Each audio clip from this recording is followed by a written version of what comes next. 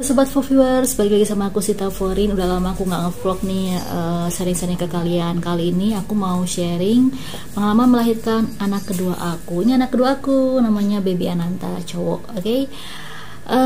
Ini pengalaman melahirkan kedua aku beda banget dari melahirkan anak pertama. Jadi simak terus sampai habis ya. Cus.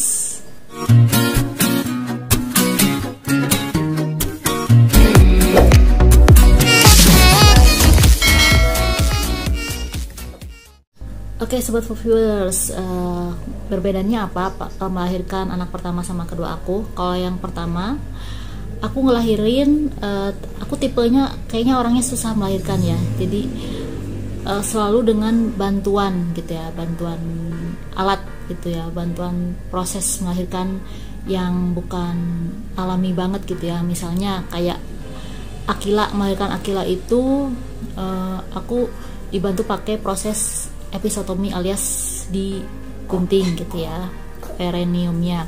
Terus ini yang kedua, anak aku kedua juga susah keluar jadi dibantu dengan vakum kayak gitu. Oh ya, terus selain dengan vakum aku juga melahirkan dengan proses induksi untuk anak kedua. Kalau anak pertama itu aku nggak pakai induksi. Jadi ceritanya mulai dari mana ya?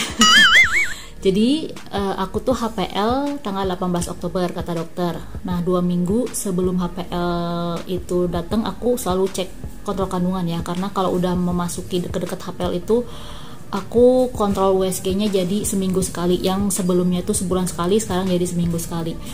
2 minggu sebelum HPL aku cek USG ke dokter dan dokter bilang katanya air ketuban aku sudah berkurang gitu ya. Jadi agak riskan gitu ya. Jadi dokter menawarkan aku mau induksi sekarang hari ini, siap lahiran hari ini gitu. Aku agak shock, kaget dan masih gimana ya? Lahiran hari ini, aduh siap nggak ya? Aku cuman bisa diem aja, gimana ya dok? Tahu deh ya, kalau aku tuh orangnya tuh panikan, cemasan gitu ya. Jadinya tuh dokter masih memberikan alternatif aku mau lahiran hari ini apa masih mau nunggu minggu depan. Mungkin siapa tahu nanti beberapa hari kemudian atau hari itu juga pas pulang kontraksi datang gitu kan. Jadi biar lebih cepat gitu lahirannya, karena soalnya air ketuban aku tuh udah berkurang katanya. Terus aku bilang yaudah minggu depan aja deh dok, lihat gitu. Tahu air ketuban aku tuh berkurang, jadi rajin minum air kelapa tuh gitu sama VCO, virgin coconut oil. Terus aku sering minum air putih yang banyak gitu biar air ketuban aku tuh nggak berkurang lebih banyak lagi gitu. Karena kan kalau berkurang itu ngerembes kita nggak tahu, mungkin lagi buang air kecil tiba-tiba ketuban ngerembes, itu aku nggak tahu ya kok bisa ngerembes gitu, mungkin dari buang air kecil sih. Itu bahaya banget kalau misalnya air ketubannya tuh sampai sedikit sekali gitu, karena bisa membahayakan janin juga gitu si bayi. Makanya biasanya suka dikasih opsional induksi gitu. Terus minggu depan aku cek lagi dong ya. Itu berarti seminggu sebelum HPL tanggal 18, seminggu sebelum tanggal 18 aku cek lagi ke dokter.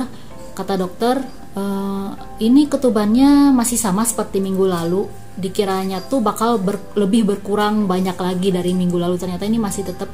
Dan kata dokter kita tunggu deh ya minggu depan lagi ya pas HPL-nya, mudah-mudahan bisa lahiran gitu. Kalau misalnya minggu depan nggak ada kontraksi ya, nggak ada tanda-tanda mau lahiran, dokter nyaraninnya induksi gitu.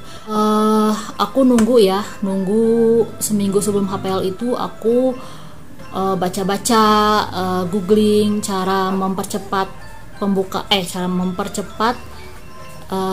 lahiran gitu ya, istilahnya apa ya, agar gelombang cinta tuh cepet datang gitu ya, karena ini kayaknya tuh betah banget di perut gitu ya. Tahu ada corona kali ya, jadi dia masih takut untuk keluar. Jadi aku seperti disaranin sama orang tua dulu, ngepel jongkok lah gitu ya, terus sering jalannya juga jalan santai gitu. Terus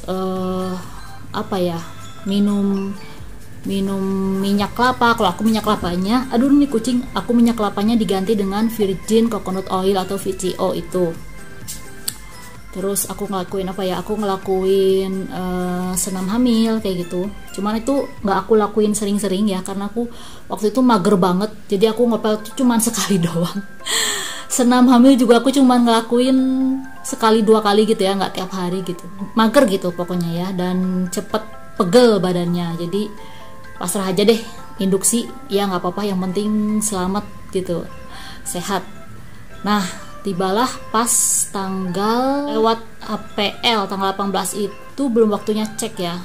Aku waktunya cek itu tiap hari Selasa gitu ya, tiap hari Selasa. Aku cek ke dokternya hari Selasa itu tanggal 20 gitu ya. Karena kan tanggal 18 itu dokternya kan nggak ada jadwal praktek, jadi aku belum USG. Dan itu tanggal 18 itu aku belum ngerasain apa-apa, belum ngerasain gelombang cinta gitu. Jadinya aku udah nggak sabar gitu ya, rasanya udah antara nggak sabar, deg-degan, ya gitulah, campur aduk pokoknya. Tanggal 20 aku cek lagi dong ya ke rumah sakit.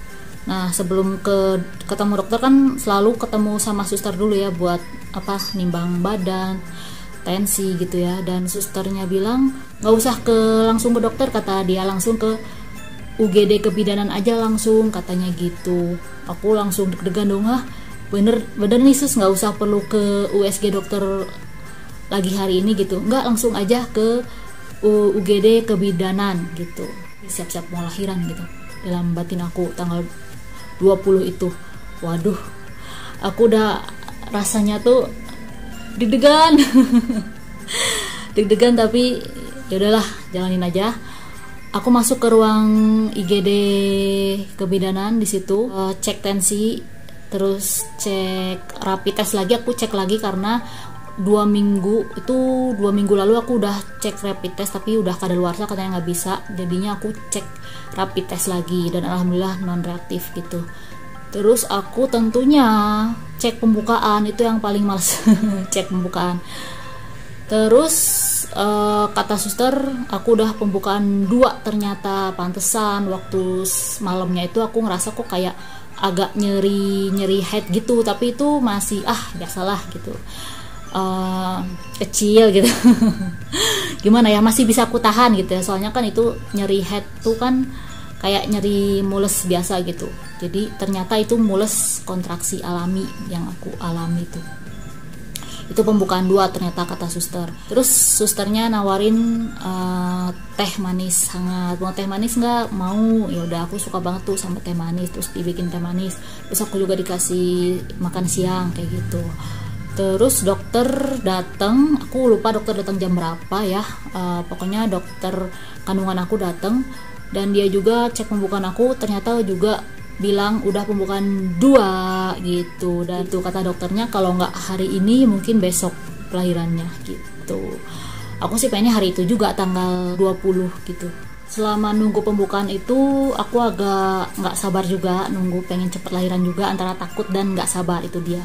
Aku ngelakuin senam hamil ringan kayak gitu ya, kayak apa ya, kayak jongkok berdiri gitu loh, terus goyangin panggul kayak gitu. Tapinya pas setelah aku melakukan senam hamil, terutama yang itu tuh, setelah aku ngelakuin gerakan itu aku nggak bisa jalan, ya ampun, itu merasa kayaknya aku kayak salah urat apa salah otot gitu ya, aku nggak bisa jalan. Aku ke kamar mandi aja tertati-tati, nggak bisa jalan, udah kayak orang lumpuh gitu. Akhirnya suster bilang udah waktunya nih, kita mau pindah ke kamar bersalin yuk gitu, ke kamar bersalin sorenya. Terus kata aku tuh, suster aku nggak bisa jalan, aku pakai kursi roda aja gitu. Akhirnya pakai kursi roda lah aku. Ya ampun, bener-bener itu aku nggak bisa jalan. Aku takutnya tuh rasanya tuh ini loh, di deket tulang ekor, di pantat gitu ya, rasanya tuh nyeri, ngilu, kayak nyeri otot gitu. Itu bener-bener nggak bisa jalan beneran. Aduh, aku tuh takutnya tuh nanti gimana ya pas melahirkan, nggak bisa ngeden, nggak bisa ngangkang gitu, karena kaki tulang pantat aku nyeri banget gitu. Udahlah, jalani aja dulu kan ya. Aku sambil berdoa, dan aku sambil ngurut pakai minyak angin gitu ke kamar bersalin. itu kamarnya nyaman banget, dan alhamdulillah susternya juga baik semua, ramah semua, baik banget ya, nggak jutek, nggak galak gitu. Terus aku juga dipinjemin gimbal ya, bola yang besar ya, buat mengurangi nyeri kontraksi aku main gimbal gitu ya, berapa jam aku main gimbal, dan untuk mengurangi nyeri di tulang belakang aku itu yang gara-gara aku senam bola jongkok berdiri itu, alhamdulillahnya sih terbantu ya, malamnya itu udah nggak nyeri lagi gitu. Terus pokoknya selama di ruang bersalin itu ya suster kadang masuk untuk cek pembukaan, cek tensi, cek jantung bayi kayak gitu ya. Terus dikasih makan pagi, siang, malam gitu, dan juga tentunya teh manis hangat itu selalu dikasih gitu. Pokoknya selama di ruang itu tuh aku ngerasain kontraksi gitu ya. Pokoknya waktu tanggal 20 itu, setelah aku dicek pembukaan itu, aku merasa kayak nyerinya, mulusnya itu kayak lebih berasa gitu, tapi masih aku bisa tahan gitu ya nyerinya, karena aku melakukan goyang pinggul gitu ya, terus ada gimbal gitu, jadi aku bisa menahan nyeri kontraksi aku. Terus aku juga latihan nafas gitu, jadi aku bisa juga mengurangi rasa nyeri kontraksi. Kalau misalnya aku nggak ngelakuin itu, aku nggak tahu deh, kayaknya aku nggak kuat untuk menahan rasa nyerinya gitu. Tapi alhamdulillahnya aku bisa ya. Sorenya itu dicek pembukaan lagi sama suster, udah pembukaan 4 gitu, masih pembukaan 4 dong, ya Allah. Dan instruksi dari dokternya sih katanya kalau misalnya malam ini nggak lahir juga, besok pagi diinduksi gitu. Udah aku bismillah aja deh, aku bisa induksi, oke lah gitu ya. Walaupun aku belum pernah waktu itu ngerasain namanya induksi, karena anak pertama aku nggak diinduksi. Malamnya tanggal 20 itu aku nggak bisa tidur, wah bener-bener nggak bisa tidur belas, karena aku tuh mikirin besok lahiran gimana ya. Aku tuh orangnya tuh panikan, takutan, cemasan gitu, jadi aku nggak bisa tidur gitu. Terus kata susternya, ayo tidur, besok kan harus ada tenaga berjuang gitu, menyemangati. Susternya tuh baik, tapi suster aku nggak bisa tidur, aku bilang gitu. Terus susternya ngeliat wajah aku tuh kayaknya tuh cemas gitu, kayak orang stres. Akhirnya dia ngasih aku selang oksigen, aku dikasih selang oksigen ya. Aku pas itu pertama kali seumur hidup aku pakai selang oksigen, ternyata seperti itu rasanya tuh kayak ada udara yang mengalir tapi cukup deras gitu ya. Dan aku pakai itu justru malah ngerasa engap, aku nggak tahu kenapa, padahal itu oksigen ya, tapi aku ngerasa engap, jadinya aku lepas gitu.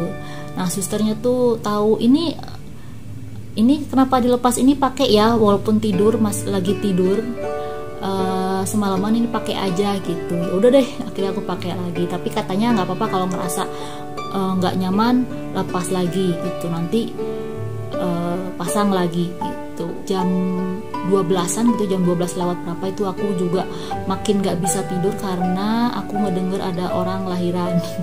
Jadi aku ngedenger jeritan gitu, jeritan teriak. Aku pikir tuh apa gitu ya, ternyata itu orang lagi lahiran, gak tahu di kamar mana. Yang jelas kedengeran banget di kamar bersalin aku kan sendiri itu di kamar bersalinnya, ada suami yang tidur di sofa, cuman dia nggak denger, aku denger suara jeritannya.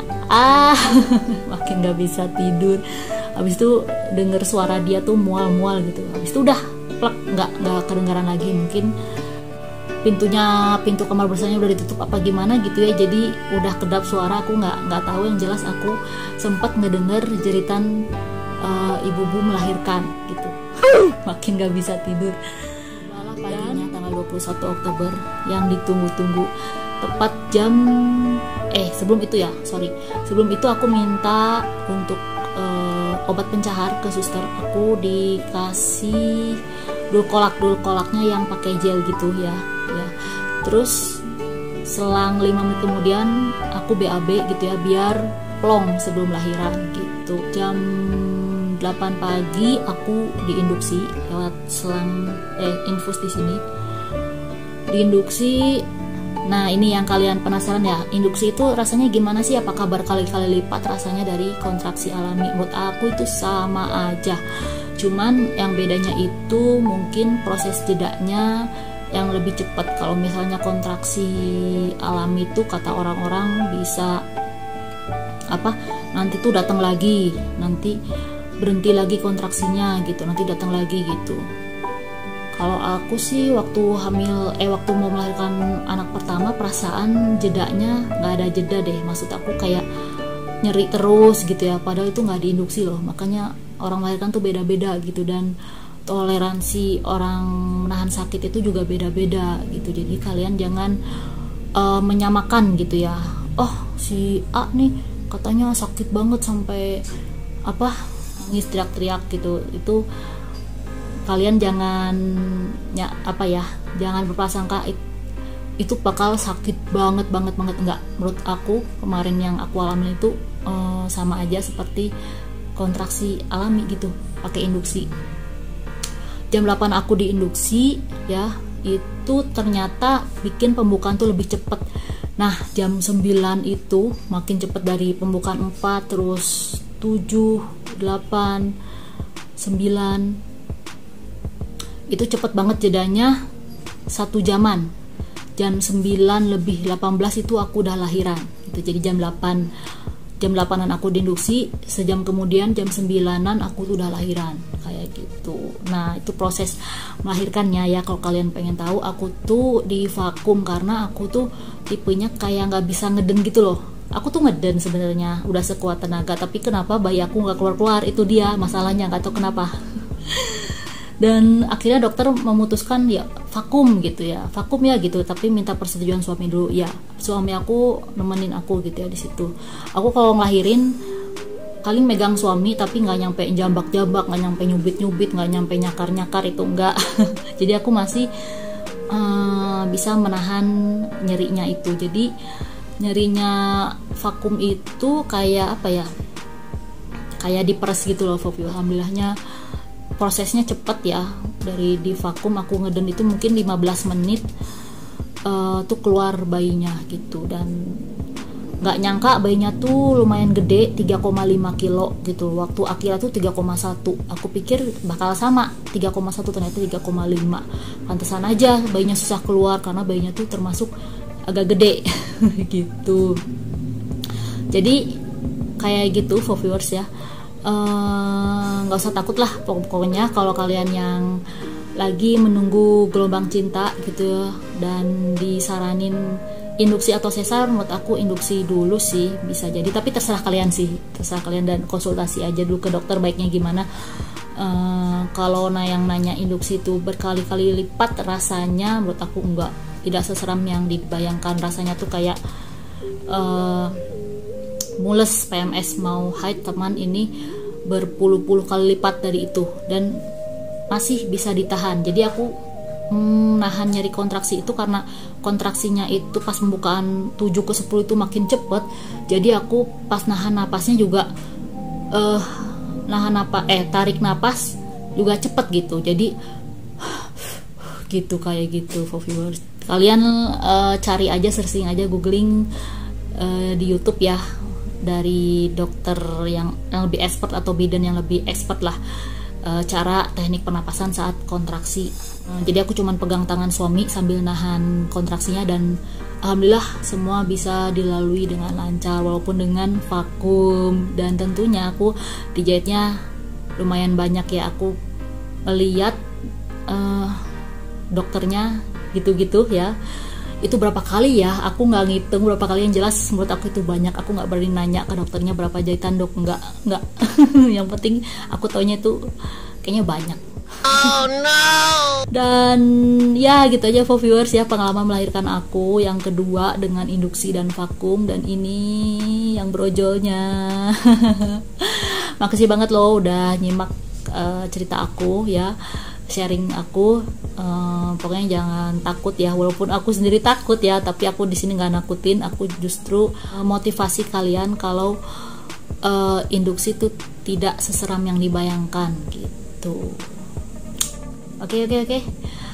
Oh ya, kalian juga bisa sharing cerita kalian, pengalaman kalian saat melahirkan atau komentar di bawah ini. Jangan lupa like, share ke semua media sosial yang kalian punya. Terus tombol merah jangan sampai lolos, alias tombol subscribe. Oke, loncengnya jangan lupa diaktifkan supaya kalian gak ketinggalan video aku selanjutnya.